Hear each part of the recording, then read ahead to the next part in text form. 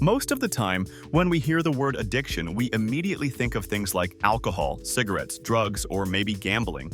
But the truth is, the spectrum of addictions is much wider than we expect, much more subtle. An addiction is anything that ends up controlling you. Any activity, habit, or thought that keeps you stuck, that takes away your freedom to consciously choose. Being addicted doesn't just mean consuming a substance, it means being under control. Being unable to step out of a state or behavior voluntarily without suffering. Addictions can hide behind even the most socially accepted behaviors. Overworking, attachment to family, dependency on religion, on your children, on spiritual techniques, on personal development, on shopping, on attention, on social media. All of these can become addictions if you can't stop them whenever you want without pain. That's the key. If you try to stop and you suffer, if you feel restless, guilty, ashamed, or empty without that stimulus, then you're already caught. Take smoking, for example. If you can quit for 3 days, a week, a month, and during that time you don't feel any discomfort, no mental distress, then you're not addicted.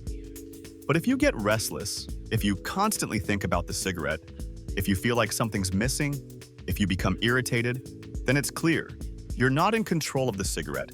The cigarette is in control of you. An addiction creates the illusion of feeling good, but in reality, it sustains your inner tension. It becomes your escape when you don't know how to just be with yourself. Every time a stimulus triggers pleasure, our body releases what we call happiness hormones: dopamine, serotonin, oxytocin, endorphins.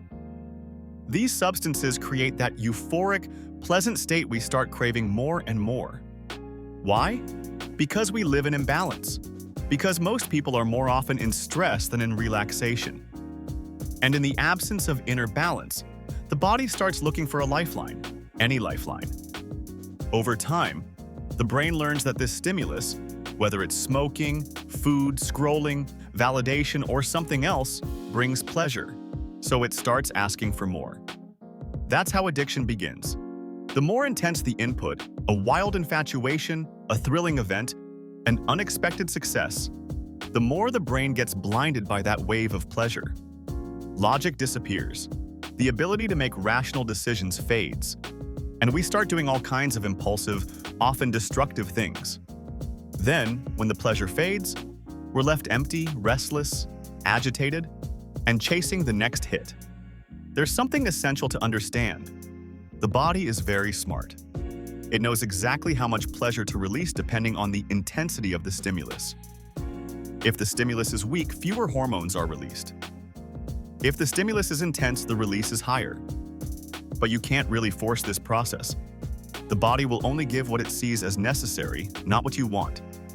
That's why artificial pleasure is always temporary, always insufficient. It can't nourish you long term. But what happens when these pleasure hormones are missing? When you're always tense, always on edge, always in alert mode? That's when the survival state kicks in. In survival mode, the body switches to fight or flight. No more pleasure hormones. Instead, it releases cortisol and adrenaline, the stress hormones. Everything becomes a battle. You burn energy, feel exhausted, anxious, irritable. Your mind starts seeing every little stimulus as a threat. That's when the constant inner turmoil begins. You jump from one thing to another, one worry to another, just to feel safe for a few seconds. And this is where addictions come in, like a safety valve. Because you have no natural pleasure left, you start craving artificial pleasure, and you settle for the bare minimum. A quick scroll on TikTok, a cigarette, something sweet, a moment of attention from someone. Anything that gives you even a small dose of relief, even if it's slowly destroying you. Every time you repeat the addiction, you reinforce the circuit in the brain. You tell your body, this is the solution for suffering, and it learns. Over time, you lose control. That's why most people can't break free from their addictions, not because they lack willpower, but because those circuits are deeply rooted in the subconscious. Now, here's something's important. Repression doesn't work. The more you try to suppress an impulse, the more it will find a way to rise to the surface. Strong repression leads to explosions, to imbalance. You can't treat addiction through force. but through understanding, through awareness. Want to free yourself from an addiction? Then observe it, step by step. Where does it begin? What's the first thought, the first sensation that leads you there? How do you reach for the cigarette? How do you light it? How do you hold it? How do you smoke it? How do you feel during and after? How long until the urge returns? Once you break the process down, you'll see it's not just about the act. It's about everything that comes before it, about the emotions and unmet needs behind it, about the child inside you asking for peace, asking for safety. Did you know smoking is subconsciously tied to the act of breastfeeding? It gives a sense of warmth, comfort, protection. Same with emotional eating. Sweets, fatty foods, salty snacks. They mimic the taste of mother's milk. For many, that was the first experience of love, safety, and acceptance. And when you no longer have that in your life, your brain seeks it elsewhere, in food, in fast food, in snacks, in flavor combinations that simulate that sense of home. But how do you break free from addiction? The answer is not a trick, not a quick method. The answer is to be able to sit with yourself in stillness without needing anything.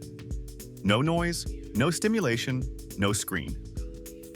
If your mind can stay calm without stress, then addiction disappears. Addiction dies in silence, in presence, in balance. That's why you don't see monks binge eating or chain smoking. They've trained their nervous system through meditation, through repetition, through discipline, through silence. This doesn't mean anyone can do that overnight. It takes effort, awareness, small steps. You can start with this therapy, with learning a new inner language, with managing emotions, with observing your thoughts, with asking a simple question. What do I truly need right now? Pleasure or peace? Because the more you run from fear, the more it grows. The more you try to cover it up with techniques, books, meditations, or quick fixes, the more it intensifies. Don't run from it. Go into it. Feel it. Understand it. See what it's trying to tell you. Because right there and at the root of fear is where freedom begins. You might not break free from addiction overnight. It might be hard.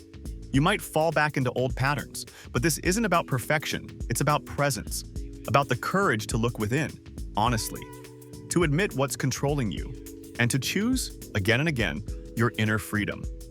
Because you are not your addiction. You are not the craving, the thought, or the impulse. You are the one who observes them. You are the space between thoughts. You are the consciousness that can choose differently. And when you become aware, you start reclaiming lost pieces of yourself. You get your power back. You get your peace back. And no one can take that from you. If you resonated with this video, leave a like so it can reach more people who might need it. Let me know in the comments what addiction you're facing and what you've noticed in yourself. I love reading your stories. And if you want to continue this inner journey with me, hit that subscribe button. See you in the next video.